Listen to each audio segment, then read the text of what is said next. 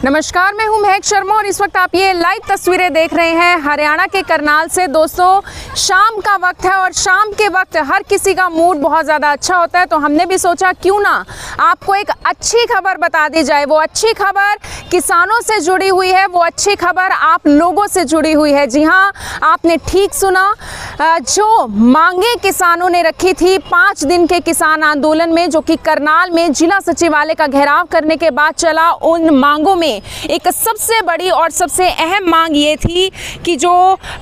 किसान है सुशील काजल, जिसका किसानों का ये कहना था कि लाठीचार्ज के बाद 28 अगस्त को जो लाठीचार्ज होता है उसमें एक किसान की मौत हो जाती है जिनका नाम सुशील काजल है। उनके आगे बेटे को या फिर उनकी बेटी को, उनकी बहू को, किसी एक व्यक्ति को सरकारी नौकरी दी जाए। डीसी रेट पर हालांकि नौकरी दी गई है, लेकिन सैंक्शनड है, वो नौकरी सैंक्शनड है, डीसी रेट पर तो है ही। लेकिन मैं आपको बड़ी जानकारी ये देने वाली हूँ कि जो सुशील काजल के बेटे हैं साहिल काजल और उनकी जो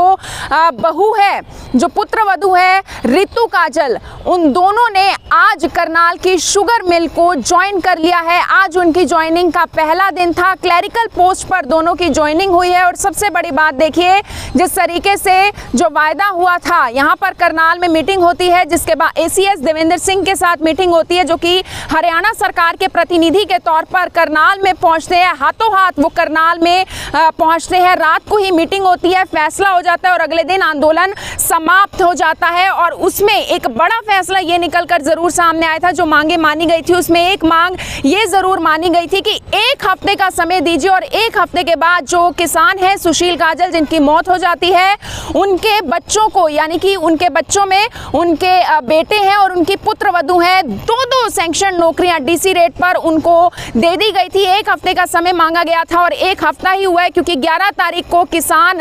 यहां से उठ जाते हैं, आंदोलन खत्म कर देते हैं हरियाणा के करनाल में। और आज 20 तारीख है और 20 तारीख को सोमवार का दिन है, कल इतवार के बाद सोमवार का दिन है। और आज ही जो सुशील काजल के बेटे हैं साहिल काजल और उनकी जो पुत्रवधू हैं रितु काजल, उन दोनों ने करनाल के शुगर मिल को ज्वाइन कर लिया। दोस्तों, आप जानते हैं जिस तरीके से 28 अगस्त की बात की जाए, 28 अगस्त को हरियाणा के करनाल में किस तरीके से बीजेपी पार्टी की एक अहम बैठक होती है उपचुनावों को लेकर, पंचायती सरपंच के जो चुनाव हैं उनको लेकर, जिसमें जो प्रदेश के मुख्यमंत्री हैं मनोहर लाल खट्टर, वो करनाल में पहुंचते हैं, जिसको लेकर सुरक्षा चाक चौबंद कर दी जाती है। सुरक्षा के लिए ही पुलिस को तैनात कर दिया जाता है, क्योंकि दूसरी तरफ किसानों की बात की जाए तो किसानों ने आह्वान किया था कि हम इस कार्यक्रम का विरोध करेंगे, इस कार्यक्रम को रद्द नहीं, इस कार्यक्रम का सिर्फ विरोध करेंगे। लेकिन आपने देखा कि बसाड़ा टोल प्लाजा पर किस तरीके से किसानों को नजरबंद कर दिया जाता है, जिसके बाद किसान हाईवे जाम कर देते हैं और उनके ऊपर 1 नहीं 2 नहीं 3 बार लाठी चार्ज होता है। लाठी चार्ज में बहुत सारे किसानों को चोट आती है, उनकी गाड़ियां तक तोड़ी जाती हैं, ऐसा आरोप किसानों का है। और उसको लेकर ही मुआवजे की मांग रखी गई थी। 28 के बाद 29 छोड़कर 30 तारीख की बात की जाए तो घरोंडा में एक महापंचायत रखी गई थी, साथ के साथ जिसमें कुछ मांगे रखी गई थी। हालांकि जो लिस्ट इस वक्त मेरे पास है उसमें 11 किसानों के नाम है, जिसमें से एक तो सुशील काजल है जिनकी मौत हो जाती है, जिनके बच्चे के लिए एक सरकारी नौकरी की मांग रखी जाती है। और उसके अलावा 10 ऐसे किसान हैं जिनके ऊपर लाठीचार्ज होता है, जो कि जख्मी हो जाते हैं, चोटिल हो जाते हैं और उनके लिए 2-2 लाख का मुआवजा मांगा जाता है। और जो सुशील काजल है, सिर्फ उनके बेटे, उनकी बेटी या फिर उनकी पुत्रवधू के लिए नौकरी नहीं, बल्कि उसके साथ साथ 25 लाख के मुआवजे की भी मांग की जाती है। हालांकि मुआवजे को लेकर देखिए बात जो की जा रही है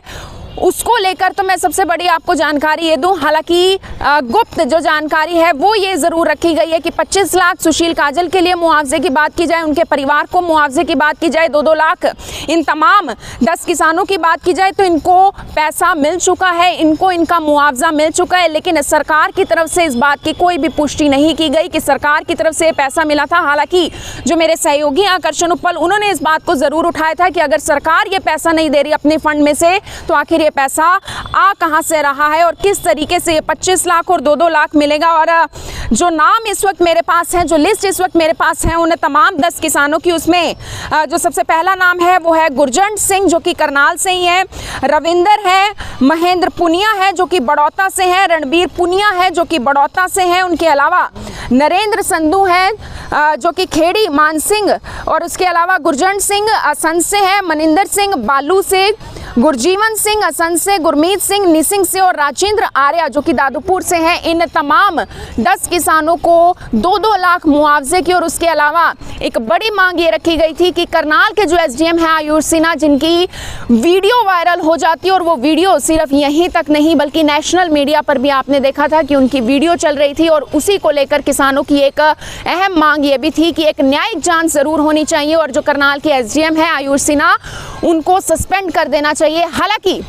न्यायिक जांच को लेकर एक बड़ा फैसला ये निकलकर जरूर आता है 11 सितंबर को, जब एसीएस देवेंद्र सिंह के साथ किसानों की मीटिंग होती है। किसानों के जो तमाम नेता हैं उस मीटिंग में शामिल होते हैं। उसके बाद ये होती है कि जो हाई कोर्ट के रिटायर्ड जज हैं वो न्यायिक जांच करेंगे, जिसमें 4 से 5 जजेस का पूरा पैनल बनाया जाएगा। 1 महीने का समय उसमें चाहे लगेगा, और उस 1 महीने में जबरन छुट्टी पर भेजा जाएगा जो कि करनाल के जो एसडीएम रहे हैं आयुष सिन्हा, उनको ये पूरी की पूरी मांगी गई थी। जिसके बाद करनाल में 5 दिन बाद आंदोलन खत्म हो जाता है। लेकिन इस वक्त IBN24 आपको एक अच्छी अपडेट ये दे रहा है कि जिस तरीके से सरकार ने वायदा किया था कि हम 1 हफ्ते का समय लेंगे और सरकारी नौकरी जो कि सैंक्शन पोस्ट की नौकरी है वो सुशील काजल के बेटे और उनकी बहू को देंगे, तो वो उनको मिल चुकी है। करनाल के शुगर मिल में क्लैरिकल पोस्ट पर आज से उनकी ज्वाइनिंग हो चुकी है। आप सभी लोगों से अपील, इस वीडियो को देखें और इसे शेयर जरूर करें। आप देख रहे हैं IBN24, मैं हूं महक शर्मा, हरियाणा के करनाल से आप सभी के साथ लाइव। धन्यवाद।